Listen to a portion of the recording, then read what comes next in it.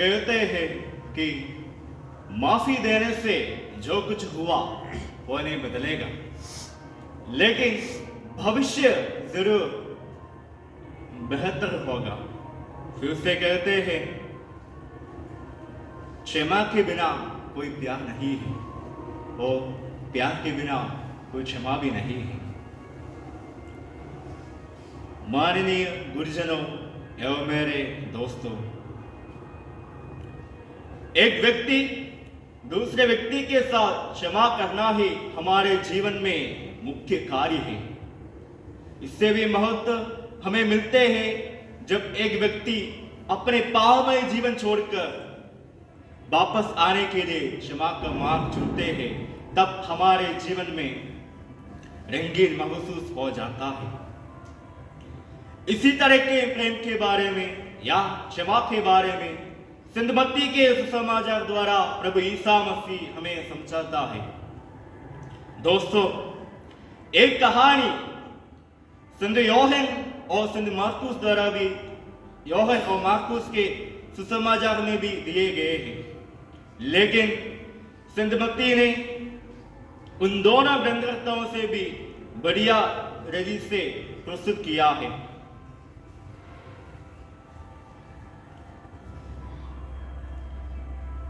इस सुसमाचार भाग में हमें प्रेम का उत्तम नमूना और पूर्ण समर्पण का मायना दिखाता है। इस सुसमाचार भाग में उस स्त्री ने प्रेम का उत्तम नमूना पेश किया है। उस स्त्री ने उसके पास जो बहुमूल्य चीज था उससे प्रभु ईसा मसीह का विलेपन किया है। अगर आपको इस समाचार को गहराई से समझना है तो आप इसके पीछे का माहौल को भी गहराई से पढ़ना होगा। द अनॉइंटिंग यानी द विलेपन या अभिषेक बथनी में हुआ था। बथनी बहुत सारे बातें हमें याद दिलाती है जो हमारे जीवन में आवश्यक है। बथनी का अर्थ यह है द अबंडेंस, प्रचुरता, जहां एक व्यक्ति को कई प्रकार के आशीष मिल सकते हैं। यही जगह पे मरियम ने प्रभु का अभिषेक किया या विलेपन किया और पाप मुक्ति भी प्राप्त किया। विलेपन कार्य प्रभु की ओर विश्वास और प्रेम का एक प्रकटन था। वो विलेपन कार्य एक बलि के समान भी था। वह बलि 300 दिनारे का लायक था। एक दिनारे, अगर आप समझे तो एक दिनारे एक चांदी का सिक्का हुआ करता था जो एक मजदूर का एक दिन के काम के लिए मिलने वाली मजदूरी थी। इसलिए आप समझ सकते हैं कि इत्र का कीमती लगभग एक साल की मजदूरी के बराबर थी। दूसरी बात यह है कि यहूदी महिलाओं के लिए इत्र एक बहुमूल्य चीज थी। मरियम ने जो उसके पास वो बहुमूल्य चीज था उससे प्रभु का विलेपन किया। उसने वो अच्छी तरह से जैसे वो जानती थी उसने ऐसे किया है।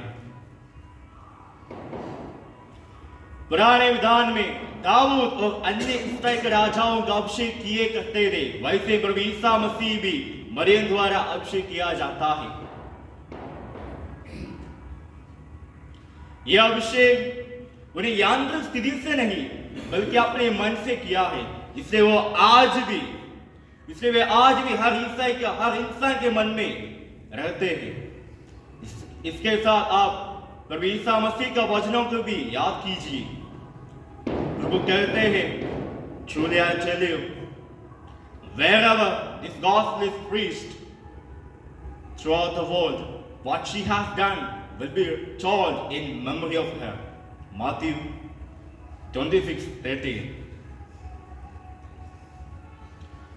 मरियम ने सबों के प्रति ये अभिषेक किया है, क्योंकि प्रभु ईसा मसीह ने सबों के प्रभु ईसा मसीह ने सबों के प्रति, सबों के लिए अपने आप को अर्पित करने के लिए त्याग कर रहे थे।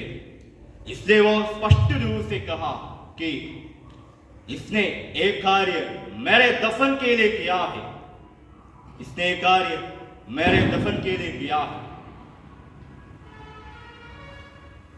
मरियम के विश्वास और प्रेम, उपहार और अभिषेक से हम समझ सकते हैं कि मरियम प्रभु ईसा मसीह का मरण को पहले से ही इंतजार करती रहती थी। आज विश्वासी या हर ईसाई प्रभु ईसा मसीह का मरण को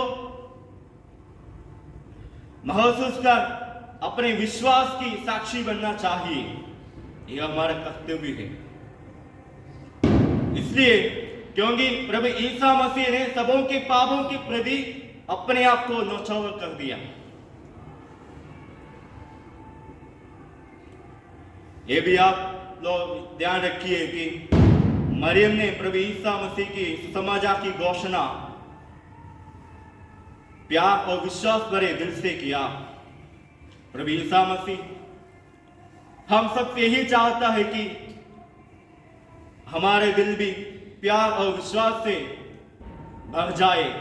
वैसे मन परिवर्तन एक पुण्य बनती है, मन परिवर्तन एक पुण्य बनती है। ईश्वर आप सबको आशीष दे, पिता पुत्र और पवित्र आत्मा के नाम पर।